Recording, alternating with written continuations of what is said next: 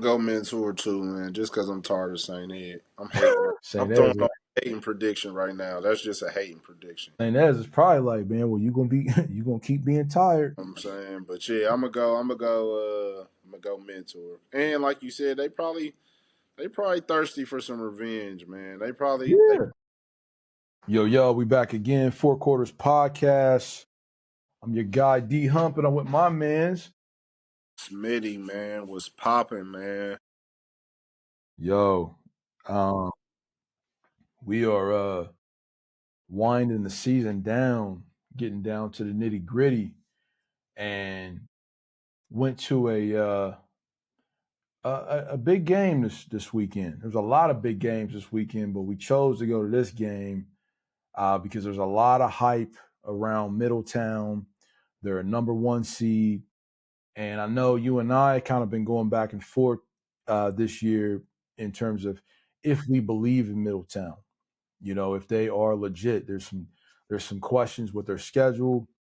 You know, who they played, who they've actually beat, and they matched up against Springfield, which, in my opinion, could be game of the week depending on who you ask. You know, like I said, there's a lot of good games.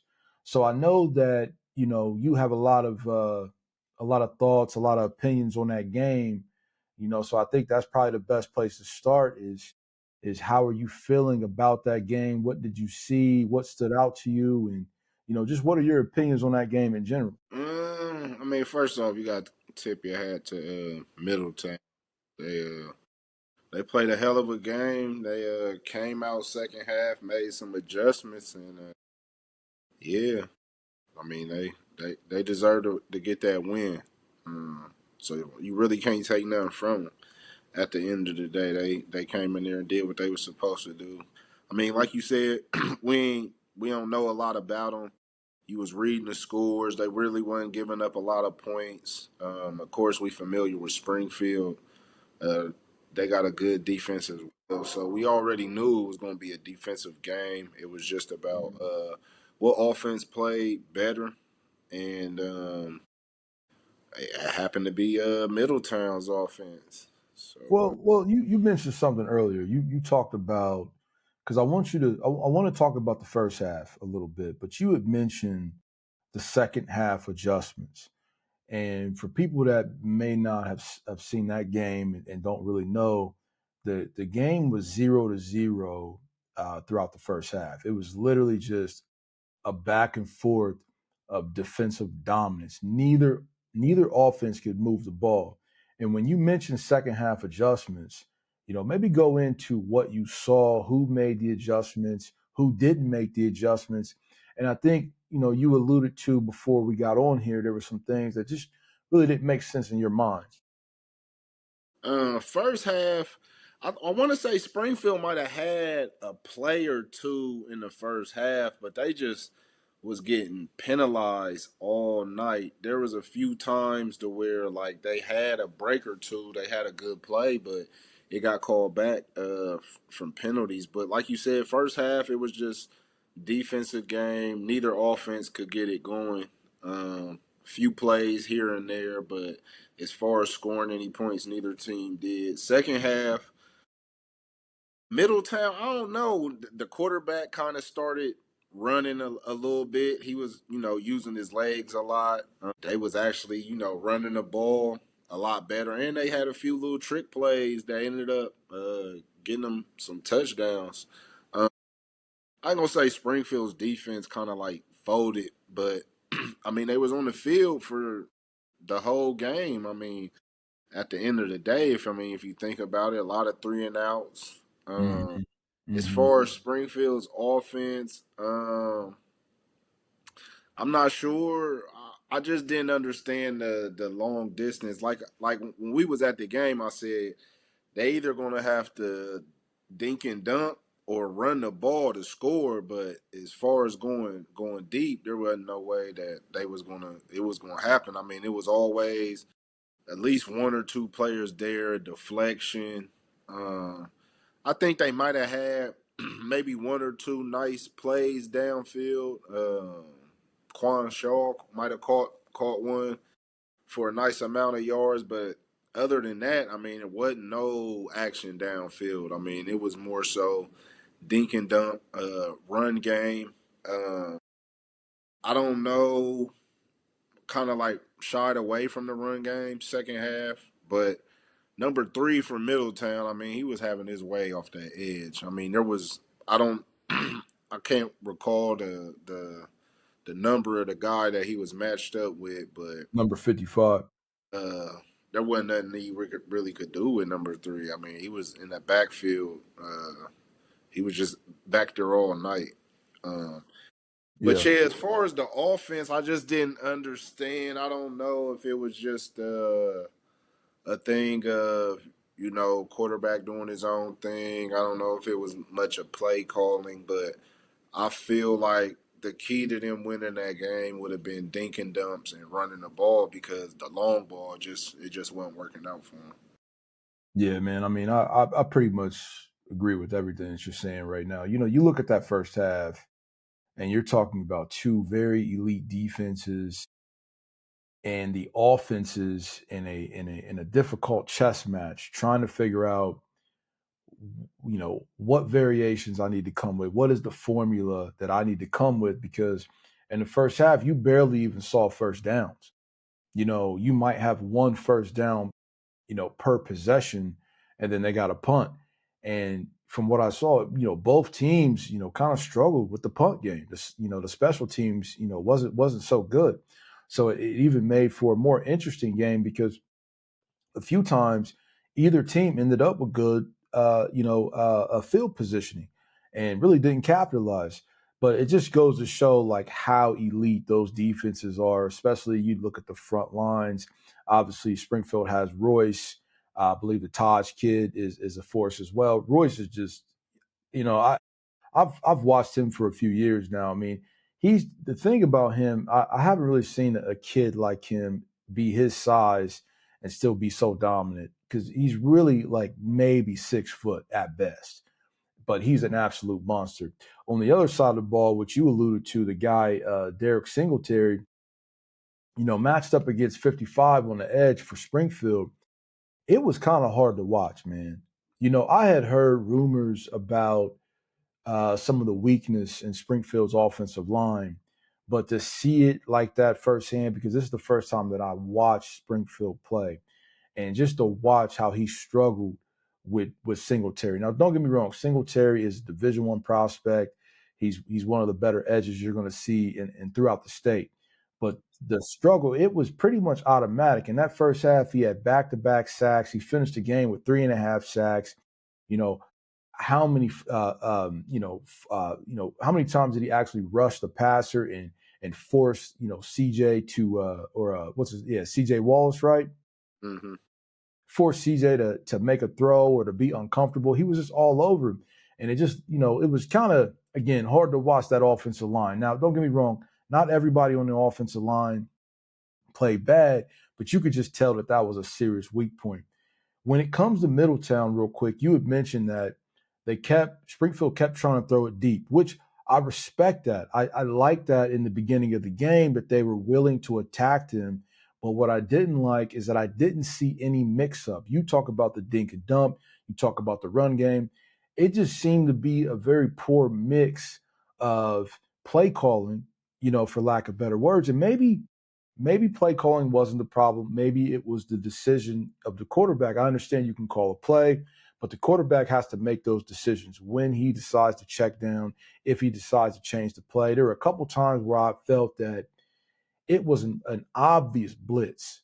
I mean, you can just tell these guys were coming, but I didn't see the check down. I didn't see anything across the middle, which kind of confused me. Just But to that shout comes out with Middle, experience, though. At the end no of the day, doubt. No doubt. yeah. And you don't want to beat the kid up too much, right? You don't want to beat these guys up too much. But I think what's happened is we're just calling it the way we see it on the field as best we can. And that's what we're seeing. But I will say this about Middletown's defense as well. Their secondary, and we've seen a lot of good teams. We've seen Anderson over in the D2 side. We've seen Olentangy Orange. We've seen, the St. X's, the Moellers, the Elders. We've seen some really good football teams this year. And I would say Middletown by far has the best secondary that I've seen. I mean, Springfield couldn't get anyone open, and if they did have somebody open, I missed it because every time they threw the ball, whether it was one on one, whether they saw a deep shot, I mean, Middletown was all over these guys, and that was pretty much the whole game. You couldn't run, you couldn't pass, and to your point, if you're not looking at the check down, if you're not looking for the dink and dunk game and to mix it up, you're going to struggle. Now, real quick before I let you go back. The second half, in terms of the adjustments, I really have to tip my hat to Middletown because I love the way they mixed it up. I will say, and I don't want to play this game, I did see some questionable calls to create some momentum for them, but I did see some questionable calls on the refs for the Springfield side as well. The refs look very inconsistent. I know we can't keep bringing the refs into the play, but when I look at that second half, I saw trick plays, I saw some options, I saw some short game, I saw some running game, and it just looked like they figured it out. Where on the Springfield side, I didn't see that too much. Nah, nah, you definitely right. That's exactly what it looked like. Middletown just looked like a totally different team. They actually got the ball coming out of half, and they just moved it right down the field and scored. Now, granted, there was a few kids from on the defensive side that didn't play. I'm not sure of injury or what reasoning may be. Um, the secondary kind of like was little. I'm not sure if that's the regular secondary or not, but the two touchdowns, one was the trick play at the end to seal the game, but the That was just first a great one play like call. just a jump ball. But Yeah, that trick play, it was a pitch, and yeah, he just threw it up there and he it and he reminded me of the Steelers back in the day when Randall L used to come around uh-huh. and throw it.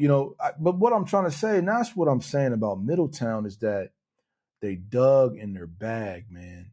And you saw a different Middletown first half versus Middletown in the second half. And we were sitting by a guy who was a Springfield legend, offensive lineman, D1 guy, a beast.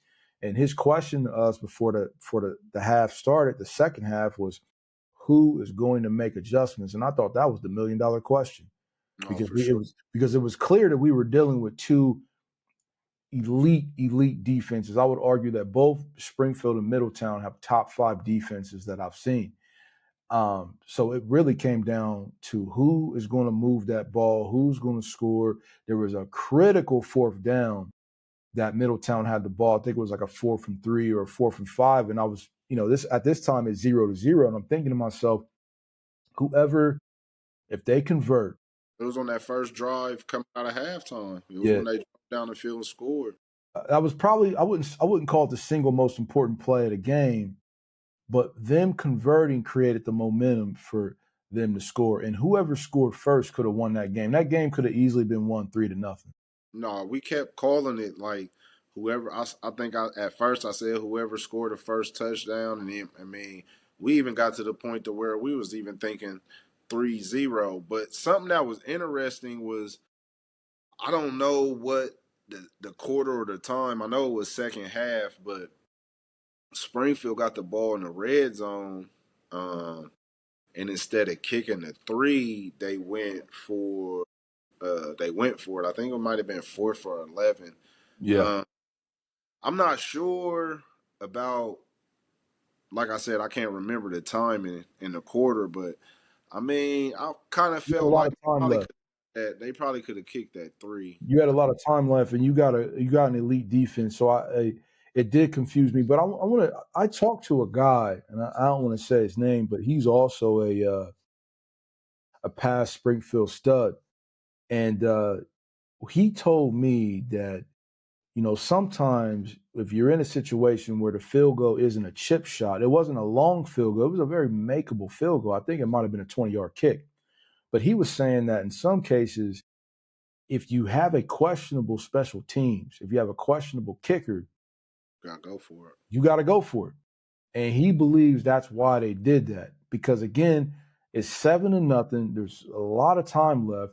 The defense has already proven that they can stop these guys. You make this game 7-3, you get the ball back. Springfield can very well march up and score a touchdown. They just did it, right? They just got up the field.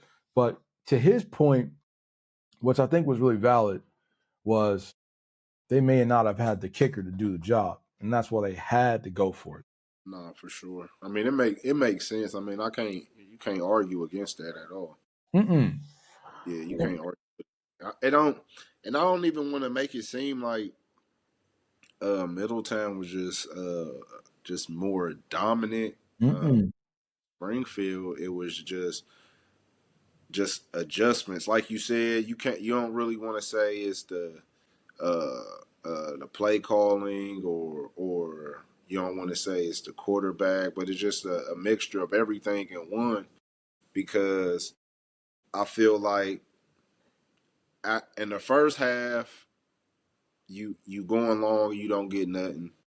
So the second half is kind of like you damn near gotta incorporate the dink and dump game. You know what I'm saying? But still, you seen him. It was going. It was for the long ball. It was for the long ball. For the long ball. And then the Which time which they did get it down there. which was covered, man. I mean that long ball was covered, man. No, that was and we seen a lot of good defenses, and that I was impressed with that defense for sure. They I was were impressed. they played pretty much press all night. They were up on you all day long. They had a tremendous pass rusher, which every great defense needs, but it's their speed. And then we've seen some speedy guys, but I would say Middletown also had polish with the speed. It wasn't just athleticism. There was great corner play. There was great one-on-one matchups that were won, over and over again from Middletown. And the same thing happened with Springfield as well. We're just giving Middletown the credit and digging into their play calling, their offensive back, their execution to be crafty enough to score points, because that's how you had to be in this game when you're dealing with two elite defenses like that, is who's going to figure out how to put some points on the board. No, for sure. Because like you said, Roy, there was a lot of questionable calls on Royce. I mean, you damn near could have called a holding call on him Every time. every Yeah. play. Hmm. I mean, even the picture of one of the stories I seen, he was clearly getting held. I mean, I'm Well, pretty sure he didn't call it, but so do you remember there was a critical play? This is what led to the fourth down. There was a play across the middle, and I can't remember if it was Daquan. I can't remember if it was Sherrod Lay, but there was a blatant hold. I mean, the kid had a hold of his a block pants. in the back. It was a block in the back. Sherrod got a pat. Him and Shaw cut each other. No, no, no. It was after that. This is in the red zone. This is the second half. Oh, now I'm not sure. I'm forgetting. Check this out. Second half, Springfield has the ball in the red zone. This is, and again, man, I want to preface, I don't want to make excuses and talk about referees, right? Because you don't win games based on that. But at the same time, I'm just talking about some very questionable calls in the game on both sides. This one in particular I'm talking about is when a Springfield player, again, I can't remember if it was Sherrod Lay, I can't remember if it was Daquan, I can't remember who it was, but there was a blatant, it's like the guy had reached out and had his jersey or his pants. Oh, that was And the Daquan. whole Yeah. crowd, I'm talking about even the crowd that was on the other side of the field that couldn't see, that may not have the best vantage point, but it was just so clear. And it was like, those are the calls, in my opinion, that have to be made as a team is trying to drive and No, do for what sure. they do. That And was right after that. That was right after that pick that got him down there. He ran absolutely. all the way down there, so they definitely was driving. I know exactly. Well, Because at yeah, first, the fans, I was saying, man, the ref was right there, but then UMBC was like, nah, there's a ref behind him there's that a could have ref called. behind him that could have Oh, made that he call, had to see man. that. No, for sure. And it's just like, He had him wrapped up for sure. and again, man, I don't, again, man, I'm not going to beat on the refs, but it was just it looked a little elementary in my opinion. Some of those calls, some of the missed calls, some of the calls they decided to make was like, we need to have a better staff. This is elite football. You got Division I kids going all over the place. Hey, I'm not a ref. I don't know how hard it is. I don't want to beat on these guys too much, but it did just looked a little elementary in my opinion. But I digress. Um, I want to say this too. I'll just kind of close out, in terms of my thoughts.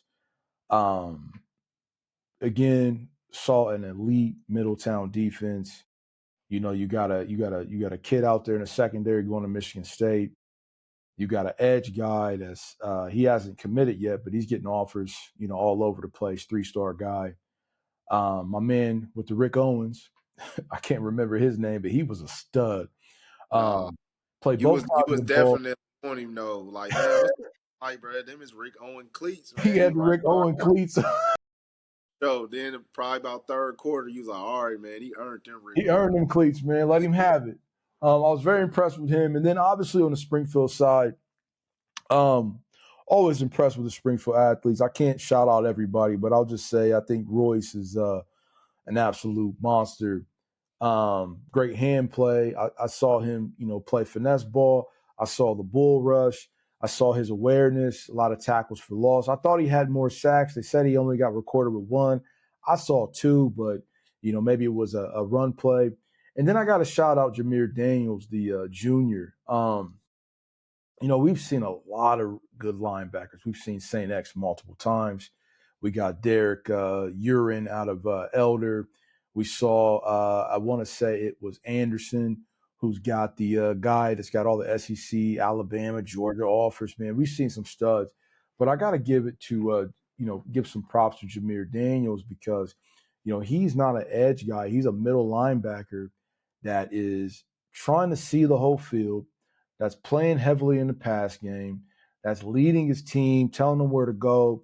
And I don't think I've really seen a guy get to the ball with that much explosion and pure power like him. There was a couple times where I think he's so fast and athletic that he may have misinterpreted where the runner was going. Because if he did, he probably would have forced a fumble. Nah, You for know what I sure, mean? And definitely getting in that hole. he was getting in that hole, man. And then not only that, pause, by the way.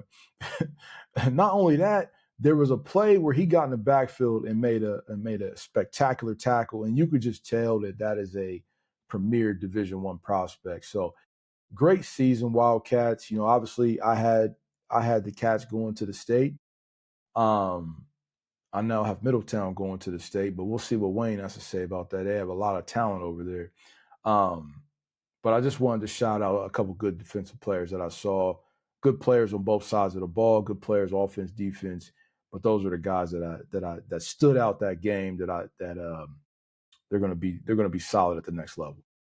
He definitely a stud. Definitely a stud. And got another year, like you said, man. He's like the point guard of that defense. He Mhm. telling players where to go when they switching up.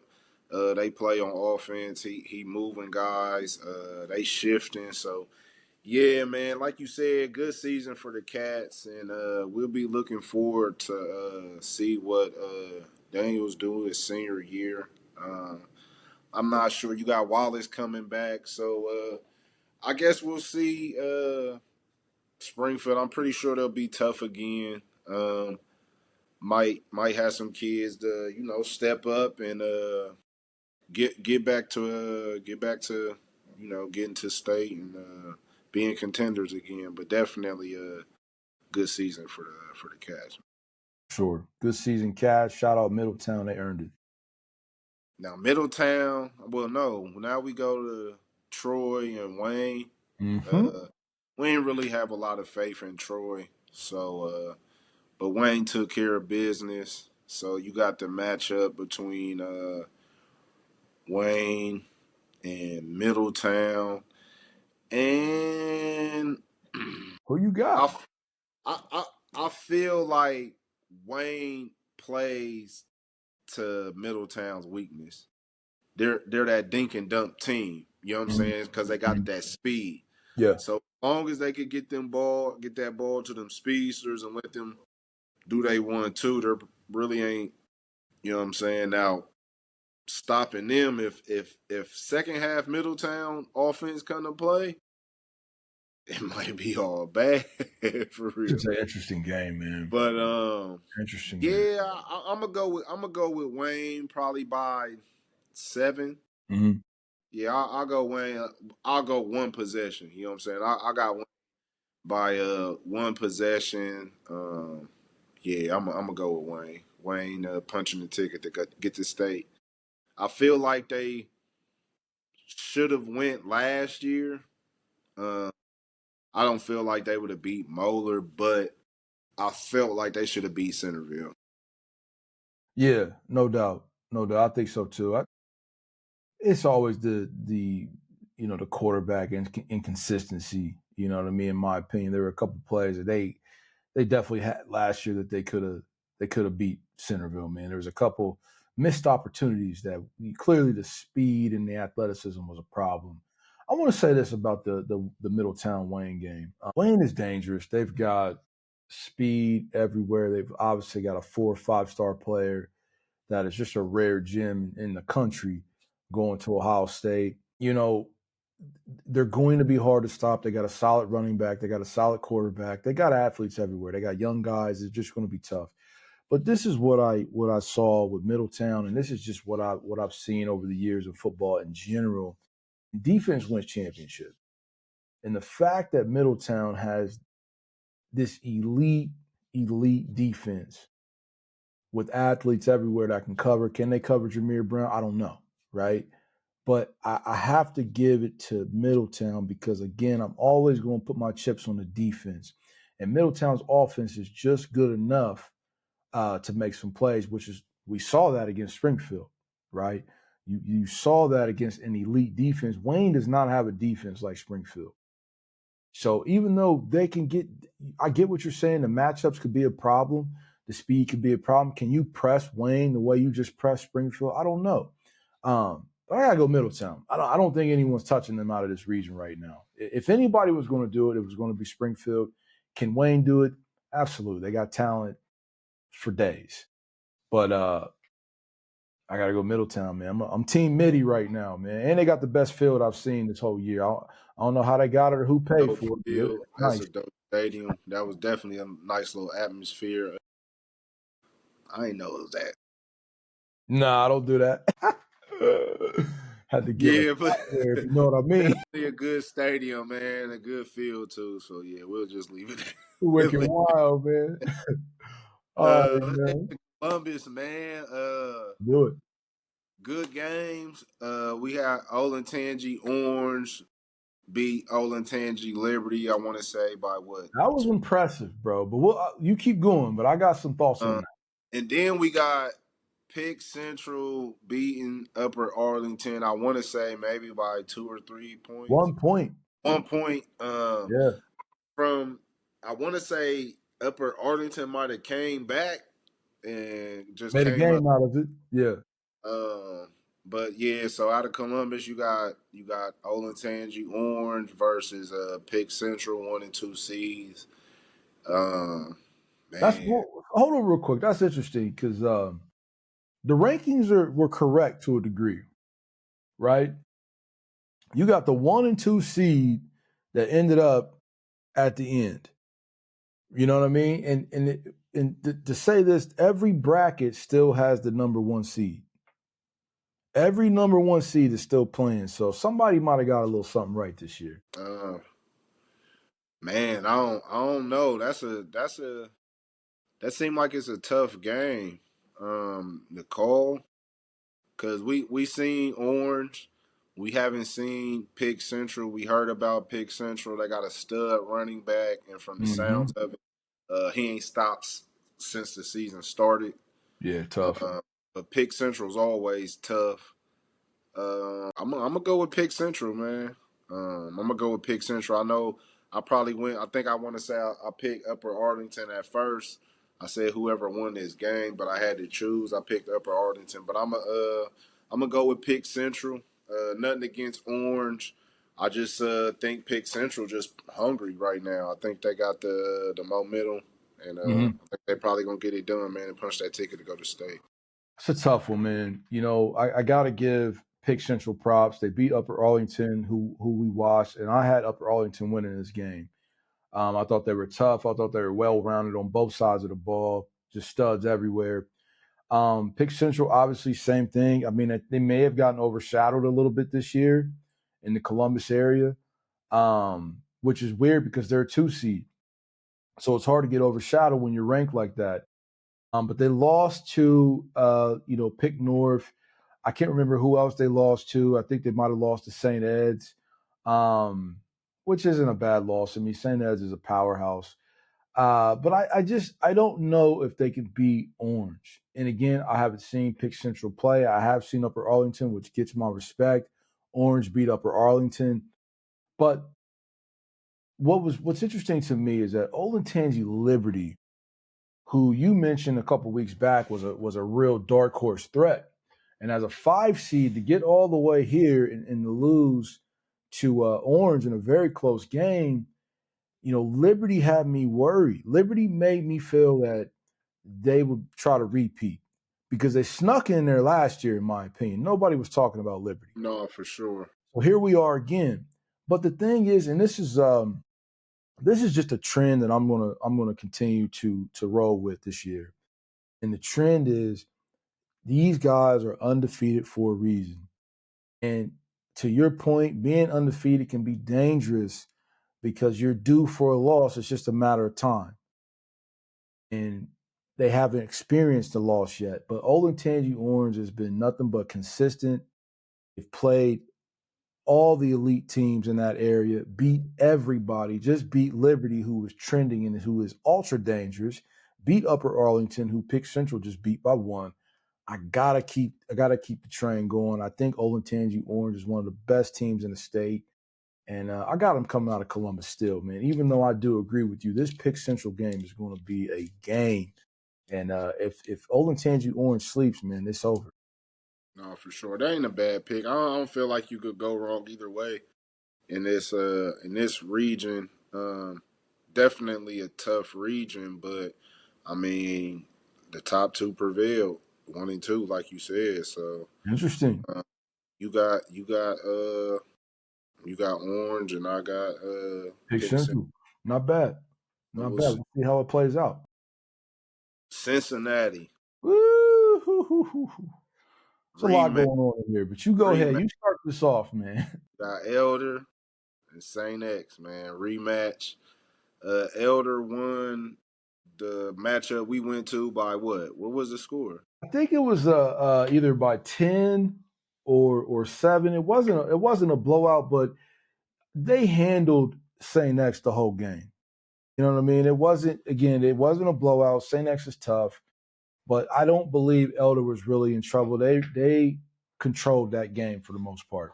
Well, well, when we went to that game, Saint X defense did what Saint X defense does, but the offense didn't give them nothing. Now, fast forward, the offense is rolling, and I'm pretty sure the defense is still playing the same way. So, what do you feel? How do you feel this game turns out? You still got Elder, or does Saint X steal this win, or do they just make it close and Elder? So the first game they Before you played, get into that, though, mhm. Princeton up 23-0 versus Woo! Elder comes back and wins. Um, I don't know how it ended. I want to say I think 32-30, I the believe. last 90, it was 90 seconds left. I want to say Princeton blocks a field goal and takes it to the house. Mm, Uh, mm. Elder comes back and scores, and then I don't know, but they had some crazy ending for the last minute. It was like, Chaos. yeah. So and Elder ended up coming back. I mean, I seen some highlights. I seen the interview the coach. I mean, Elder's coach couldn't even believe it. But Oh, yeah, he got Princeton. out there. What they call that? What they call that? By the hairs of my chinny chin chin, boy. You know what I'm saying? He barely got up out of there. They from the sounds of it, I mean, they just pissed down their leg, man. And even when they came back and you thought that they was going to win it, they still didn't prevail. Yeah, Princeton. I can't say I'm kind of like disappointed. Up 23-0. I don't really, man. I You know don't what know. though, man? Couple things. One, that happens a lot, when you, in my opinion, I'm not taking anything away from Princeton. They tough. They proved it. They beat Winton Woods, who I know is legit. So I know Princeton is tough. But I think sometimes you can jump out on a really good team. And just like we've been talking about, being undefeated is one of the trickiest things to deal with as a team because the law of averages state that you are due for one loss at least. And if that one loss comes in the playoffs, then a great, great team is now out of the playoffs and the legacy and everything that they did, it really doesn't matter anymore.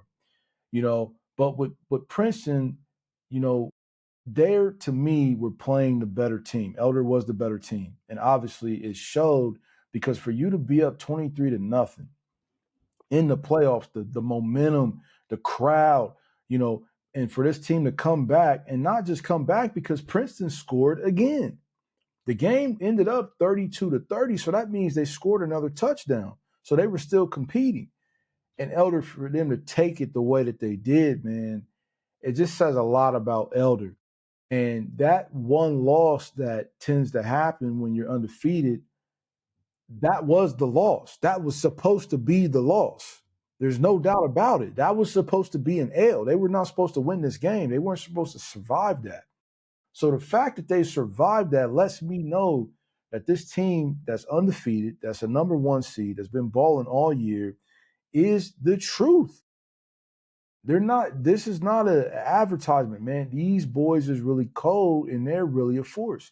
So when you ask me how are they going to fare against St. X, which is trending. St. X is a different team than we And I want to saw. say, I think they beat Moeller by 3 or 7. That was a close game as well. They beat Moeller by 4 points. Yeah, so that was a So close game as well. That was a banger. yeah. Yeah, and then you look at the beginning of the year. Let me pull up the record real quick. St. X got beat by Moeller 30-13. And again, man, this St. X team is trending. They are very, very dangerous and they are very, very for real. This is probably going to be the most epic matchup in the state. I would argue Mentor versus St. Ed's as well. There's a lot of hype around that, especially from what happened last year. It's a repeat. Um, but I think this Elder St. X game is interesting. I'm going to go Elder because, again, man, these guys are undefeated for a reason. And how they just beat Princeton lets me know that these guys, excuse my language, they got big nuts. You know what I'm saying? They're not no little soft team. You know what I mean? They got punched in the mouth 23-0 in the playoffs. Lay down. You know what I mean? They didn't lay down and they came back and took it from them. But now you're playing a St. X team, which me and you have talked about, probably has the best defense in the entire state. And now the offense is starting to click because they got smashed by Moeller regular season and then turn around and really play their style of football. To beat somebody 17-13, that is not Moeller's game. Moeller's a scoring team. That's a St. X game. So they're in full control of of the way that they want to do things. So this Elder game, man, I don't know, man. It's going to be a tough one. I gotta go Elder because I just think that the offense is superior and Elder has a nasty defense. We're not talking about Elder's defense, but Elder's defense is as good as it gets. They're solid. They're not. They may not be the St. X. They may not be the Middletown in terms of what our eyes have seen, but who's really scoring on Elder? You know what I mean? So I got to go Elder, but at this point, the way that St. X is trending and that elite Division I powerhouse defense that they got, it's up in the air. But if I was a betting man, I'm putting my money on Elder. I'm going Elder, man. I don't win against Well, them the last. I hey, ain't even gonna you've been do it. shitting on Elder for weeks. Oh, I just want to play devil's advocate, man. Even I disrespecting just Elder, I man. just want to do something crazy. I just want to go against the grain, just cause, man. Yeah, I'm back on Elder, man. I'm back To on your Elder. credit, to your credit, you looked like a genius for about an hour and a half, bro. I mean, Yeah, not just a genius, but the crystal ball. You feel me? Your believe me. prediction was crazy. You know, I'm over here And like, about to beat whatchamacall too. They were supposed to beat them too and lost by like a field goal or two or three. Who St. Ed playing? St. Ed is playing Mentor. Yeah, Camp McKinley Oh was yeah. Camp McKinley was up on them as well and, All and, right. and losing that game. Let's transition to Cleveland then. Let's go up north and get into Going Elder. let's go okay. But Let's go. wouldn't be mad if Saint X wouldn't be surprised if Saint X won, but I'm choosing Elder. I ain't going against Elder. Nah. You tell me, let me say something. If St. X wins that game, nobody is surprised. They are trending and they are official. Dangerous team. So I'm just giving Elder Right a now nod. right now I got Wayne. What did I say? Liberty? No, Wayne Pick You got Central. Pitt. Uh-huh. Wayne Pick Central and Elder Elder. right now. And then okay, cool. So let's transition to region one. Let's go up north for a minute, man. Um I want to point out again a number one and number two seed again are in the championship game. So the scouts got it right. There were no critical upsets that happened in either of these two brackets right now. The elite teams are the elite teams. Um, so we had St. Ed's versus Whitmer, which again, I never watched too much of Whitmer. I don't have any real information on them. They had a good run as a 4 seed, but they got the St. Ed's, and I just didn't believe that they had enough smoke for them, and they got beat 38-6. You know, just got smashed. Then you go to Mentor Canton McKinley. Now, you and I have been going back and forth a little bit on Mentor because, for one, we've never seen them play. We don't know much about them. You had made some points about their schedule and who have they played, who have they beat, which is a good question. When we really look up and down that schedule, of course, we're not as privy up north as we are in the G Walk and Cincinnati and around this kind of Midwest Ohio area, Columbus. We know those teams pretty well. Um, so when you look at Mentor, they're undefeated, and we're trying to figure out, well, who are they playing? Who is legit that they've played to deserve this type of clout? And the only team, I wouldn't say the only team, but one of the only teams that stood out to me was Canton McKinley, who they beat last year, who we know are studs. They play the Maslins, they play the St. Ed's, and they play and ball with anybody. So this game from Mentor barely beating Canton McKinley, 25-24, is a lot of momentum going into this St. Ed's matchup. Excuse me. Like I said before, I got Mentor, man.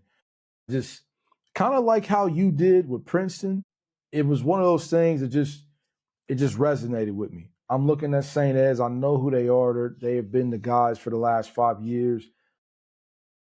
But I got Mentor, man. I think Mentor is undefeated for a reason. I'm still trending on that. I'm still riding that train. You're undefeated for a reason. And they just beat Canton McKinley, who we know is tough. I don't think St. Edwards is going to beat these guys. I've never laid eyes on these guys. I don't even know no players on the team. But I got Mentor. How you feeling? Yeah, I'm gonna go Mentor too, man. Just because I'm tired of Saint Ed, I'm hating. St. I'm Ed's, throwing right? on a hating prediction right now. That's just a hating prediction. St. Ed's is probably like, man, well, you gonna keep being tired. I'm saying, but yeah, I'm gonna go Mentor. And like you said, they probably thirsty for some revenge, man. They Yeah. probably take down the top dog. Well, Mentor, they barely beat Mentor last year. So this is a legit squad. And again, man, look, man, Elder's undefeated, Mentor's undefeated, Olentangy's undefeated. There's a reason why these guys are undefeated. They're not. just giving out dubs. These guys are legit powerhouse teams. And don't get me wrong, St. Ed's plays an amazing schedule. They're not. It's going to be very difficult for a team like St. Edwards to be undefeated any season playing a for team that sure. they play. You know what I mean? It's going to be impossible. But again, I can't penalize a squad that did what they had to do and beat the brakes off everybody they played.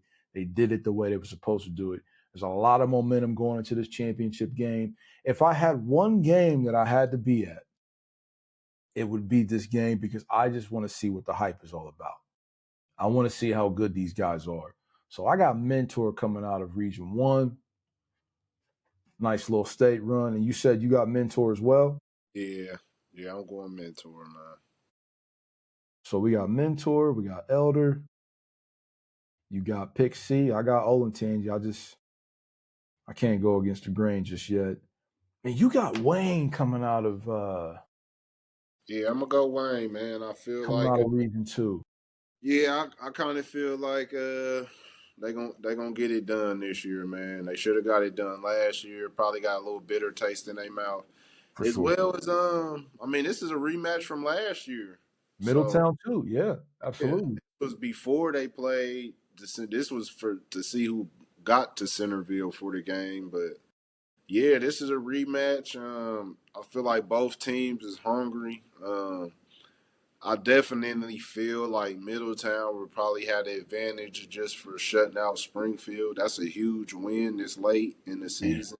Because you know But Springfield dangerous. I feel like Wayne's offense would hold up. I can't really make too much of an argument on that. I mean, the possibility is there. There's no doubt. I'm leaning towards the defense because I'm leaning towards the defense, and I'm riding the number one seed train outside of Mentor versus St. Ed's. I think that they gave St. Ed's a lot of love with that number one seed, especially the fact that Mentor came in undefeated and got a 2 seed. But that's another conversation.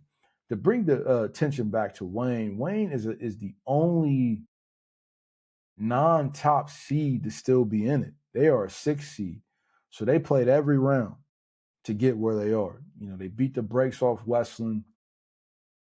They beat the brakes off Finley.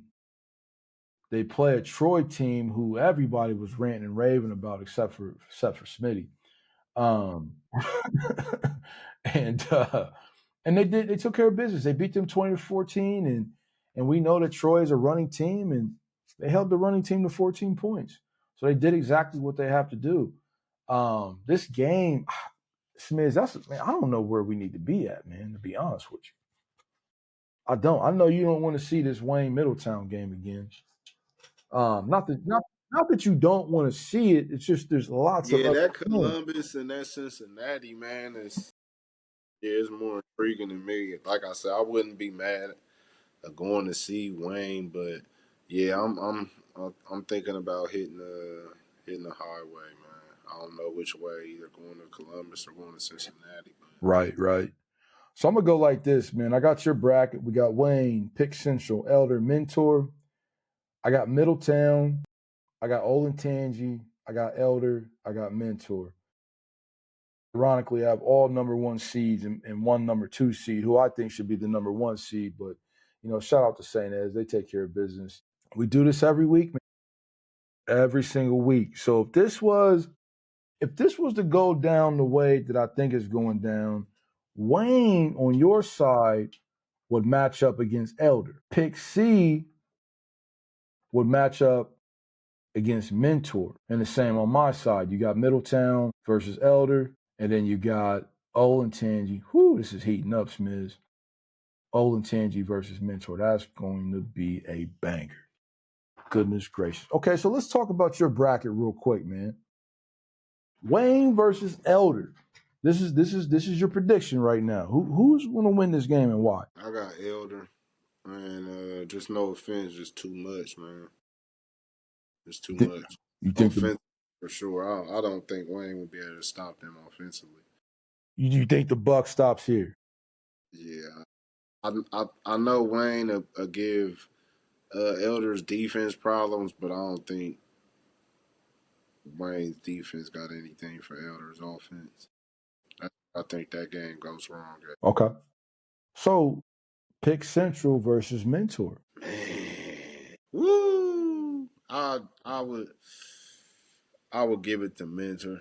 Haven't seen either one play, so I'll give it to Mentor just off the strength of beating a Saint Ed, which probably beat Pick Central. I'm pretty They sure it did. did. Yeah, they Uh, did.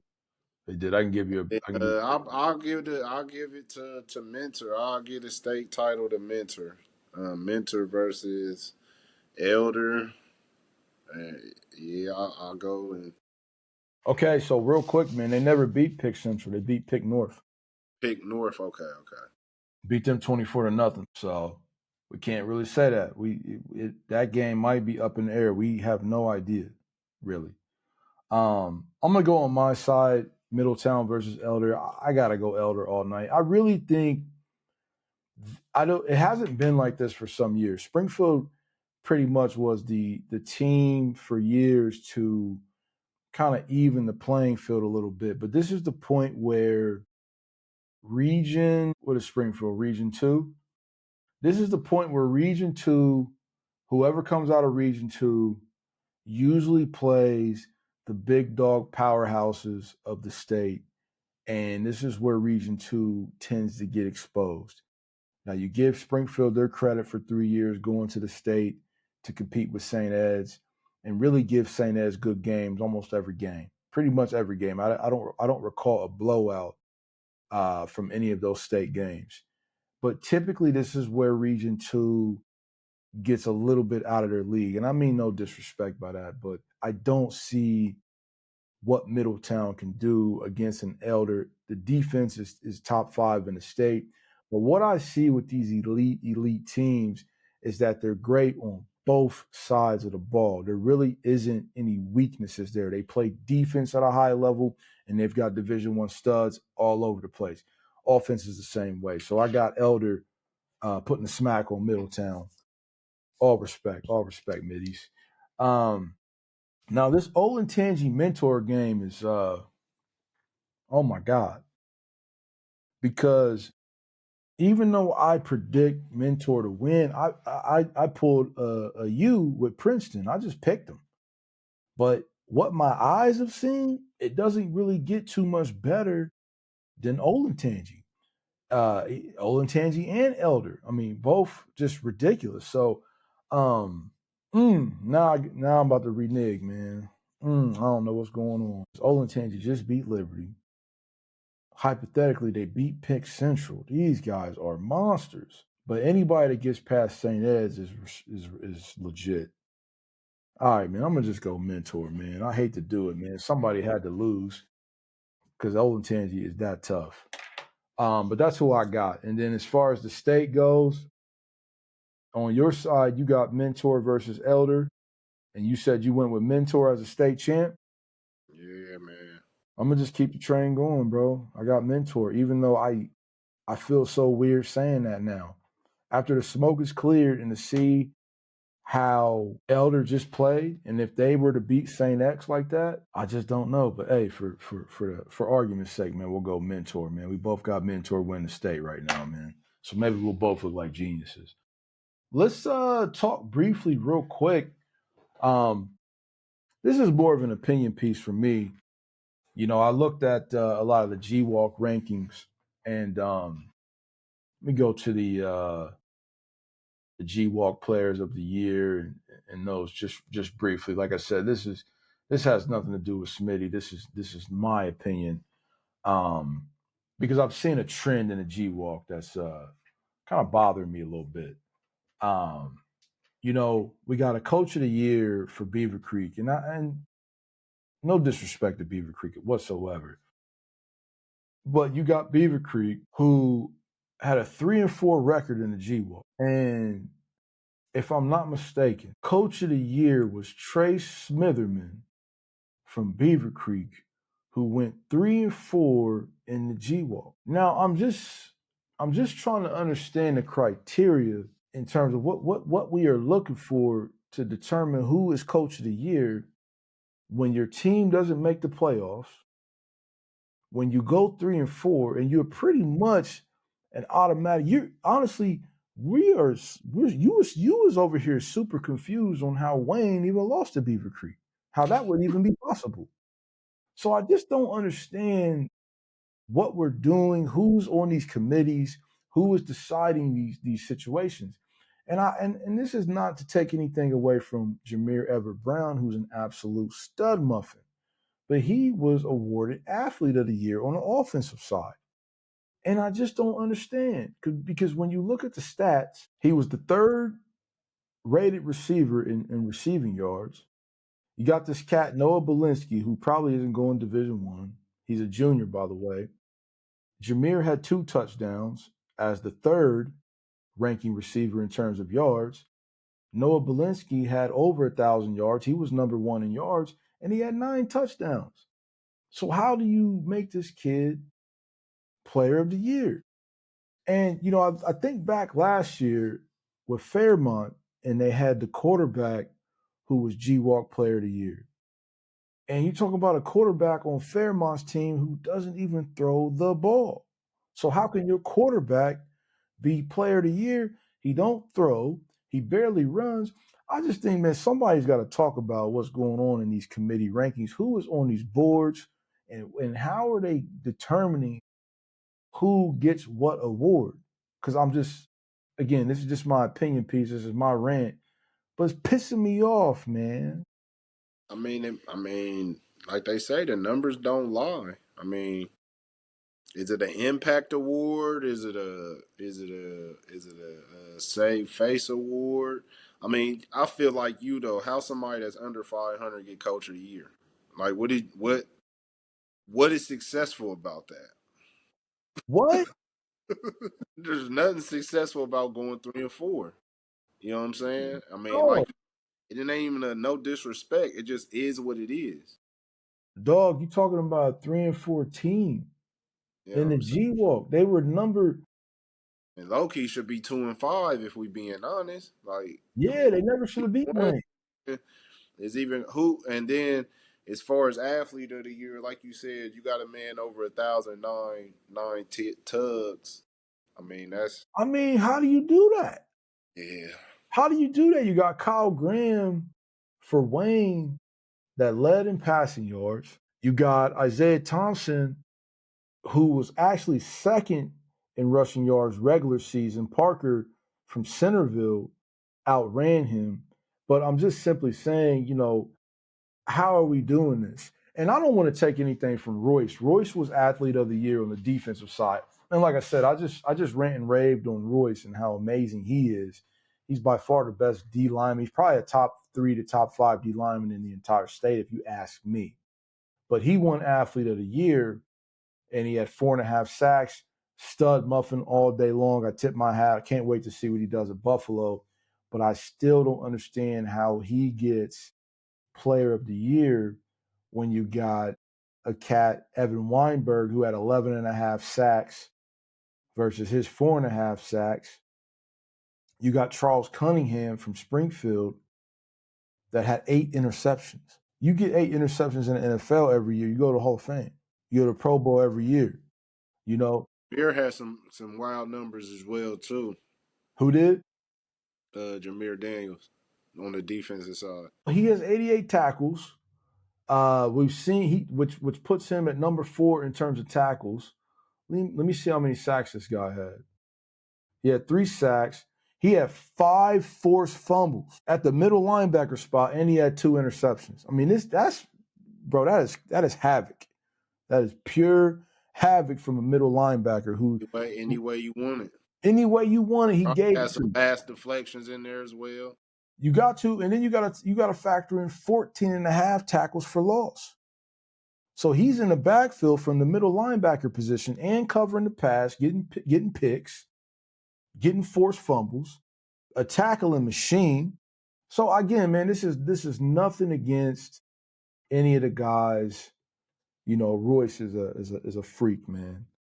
But I don't understand, and I think that it's doing the conference a disservice to continue to award people who don't deserve it. Not taking anything away from Royce. He's going to be a stud at Buffalo. Not taking anything from Jameer. He's one of the best athletes in the entire country and is an Ohio State Buckeye. But, bro, it doesn't make sense. The Beaver Creek Coach of the Year, shit hurting me, gang. It's hurting me, bro. So that again, that's just my opinion piece. I'm not trying to take up the time. There's nothing good to say about a 3-4 record. No, there's not. And he doesn't. Again, no Nothing as disrespect. coach of the year about He 3-4. doesn't deserve that. He doesn't deserve that. And I don't understand who does the rankings. I don't understand how we get here. So that's all I'm saying. I don't want to keep beating that dead horse. You know what I mean? But that's just throwing me off, man. So, what about Division Two, man? We'll be a little more positive and talk about some Division Two things real quick, man. How you feeling You got about Trotwood, man. You got Trotwood versus Anderson. Trotwood, nothing but love for y'all Dayton area team, but buck stops? The ride once stops there. we got a nice little matchup. See Shout what out to Trotwood. I got a couple people. Cobain and Wash Yeah. Jesuit. Medina versus Avon, Big Walnut versus Massillon, and Anderson versus Trotwood. So I want to say something real quick about the Hoban versus Walsh Jessup. This might be the best game in all of football this week, No, probably. arguably, because if I'm not mistaken, you Hope's probably got been in one about too. if I'm not mistaken, you probably got about 20 plus Division One offers between both teams. Oh, I mean, Jesuit got 20 by themselves. That's what I'm saying. And then you got Hoban who has at least 8 to 10. No, for sure. Easily. Easily.